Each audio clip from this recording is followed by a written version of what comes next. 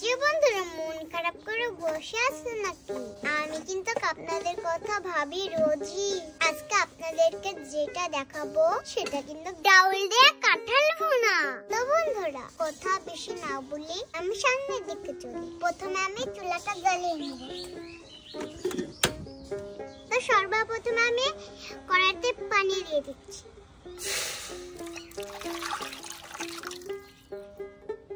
তো বন্ধুরা এবার আমি কেটে রাখা কাঁঠালটা পানির ভিতর দিয়ে দেব। দিয়ে দিচ্ছি কাঁঠাল।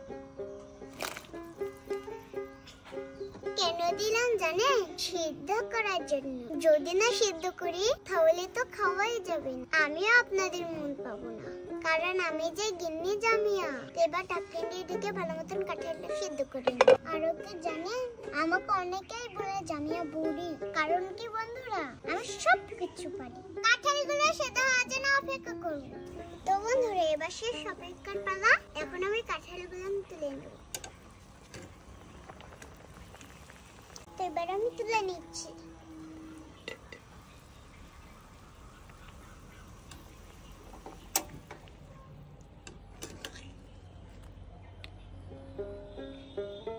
দেখেন না কত সুন্দর সিদ্ধ হয়েছে।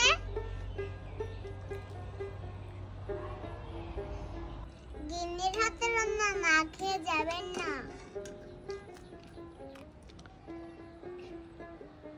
তো কড়াইতে তেল দিয়ে দেব। এবার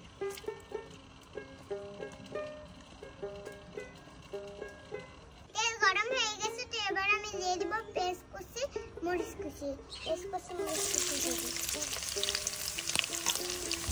সুন্দর মতন বাদামি কালার করে ভেজে নেব।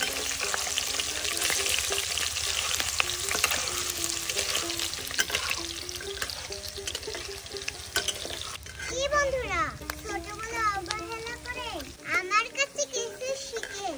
শিখতে হলে ভিডিওটা পুরোপুরি দেখুন।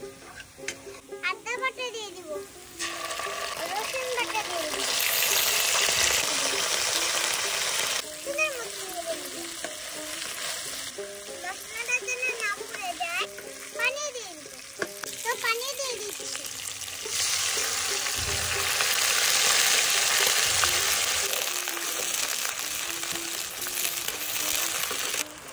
তো এবার আমি হলুদের গুঁড়া দিয়ে দিচ্ছি পরিমাণ মতো। তারপরে দিচ্ছি মরিচের গুঁড়া। তারপরে দিচ্ছি ধনিয়া গুঁড়া। শেষে দিচ্ছি স্বাদ মতো লবণ। আর মশলাটা কষে নেব।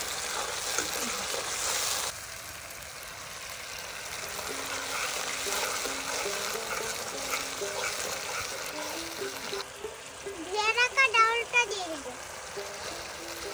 আমি মসুরের ডাউল দিলাম, আপনারা যে কোনো ডাউল দিয়ে করতে পারেন।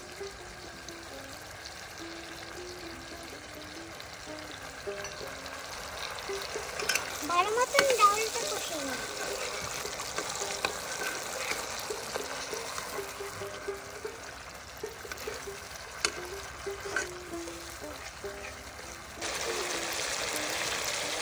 বন্ধুরা ডাউলটাকে ভালো মতন কষিয়ে নিয়েছি। এবার আমি সিদ্ধ করা কাঁঠালগুলো নিয়ে দেব।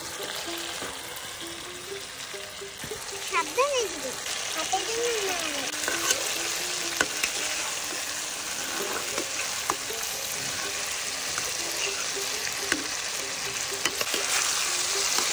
এবার আমি ঢুকিয়ে দিচ্ছি সুন্দরভাবে। এবার আমি নেড়ে নেব। এবার আমি ঢাকনা দিয়ে ঢেকে দেব। কিছুক্ষণ সময় অপেক্ষা করব।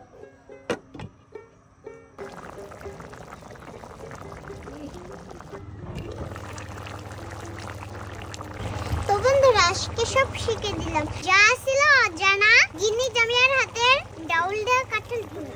তো ডাউল দিয়ে কাঁঠাল ভুনা হয়ে গেছে। তো এবার আমি নামিয়ে নেব।